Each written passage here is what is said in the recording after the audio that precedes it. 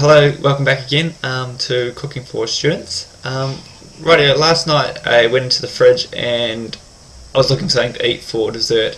Noticed that I had 5 or 6 really old looking apples, sort of tired looking, so I thought I might make them into a apple crumble. So I got into that and I realised I also had some blueberry preserve, so I put that in with it also and it tasted absolutely amazing, so I thought I'd share it with you, and I hope you enjoy it as much as myself and my flatmates did. They enjoyed it quite a bit, so we'll get straight into it.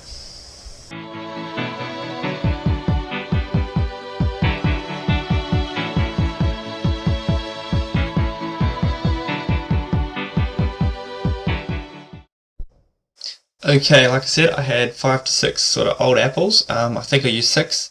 So what you do is just peel them, core them, and then dice them up. They don't need to be perfect, just dice them up into medium-sized pieces, and we're going to stick them in a pot like we have here that's got a little bit of water in it so they don't dry out, and just let it sort of simmer here for about 5 minutes until the apples go sort of soft.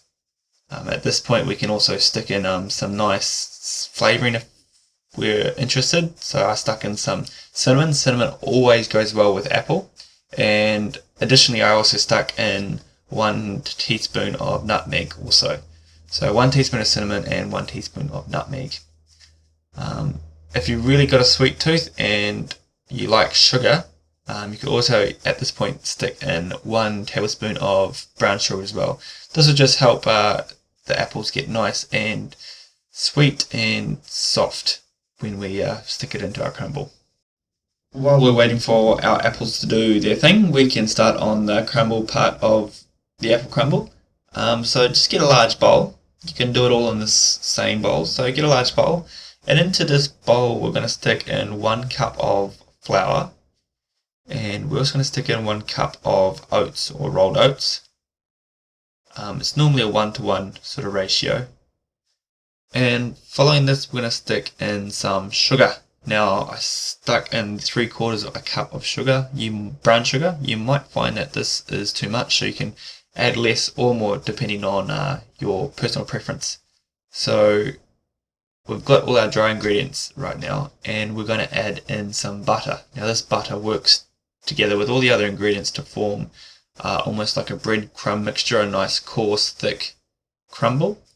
So I stuck in 150 grams of softened butter that I've just cut into cubes so I can later work it in with my hands. Alright, now for the hand workout. Just sort of rub the butter and the dry ingredients together with your fingers until you get something that sort of resembles this. You might want to stick in some more flour if you think the mixture's got a little bit too much butter. I've needed to do this on some occasions. So once you've got something that looks like this, it's pretty much ready to assemble, given that your apples have cooled a little bit and are ready to stick into a nice oven dish for baking. It couldn't be simpler. Put our apples down first into a nice oven dish like we've got here, and like I mentioned earlier, I had some blueberry preserve.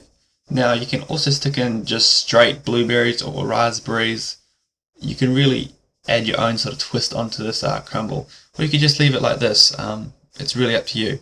So like I said, I'm just going to smooth some blueberry preserve all over the top of it, and then coat this with a nice thick amount of crumble. Pretty much the whole amount of crumble should be used. What I like to do is give it a light press down, light, not too hard, but a light press down. And for a bit of luxury, I found some almond slithers in the cupboard, so I'm just going to crush these up and then stick them on top. It gives it a nice nutty flavour when it's cooked, when they're roasted. So pop this into the oven for about 20 minutes. You need to keep an eye on it. It can take longer or less time depending on your oven temperature, but normally about 180 degrees for 20 minutes. So whack it out. You can serve it hot or cold with a bit of cream or yogurt. It's really up to you. So thank you guys for watching. Be sure to check out any of my other videos and keep your eyes open for any more videos in the future.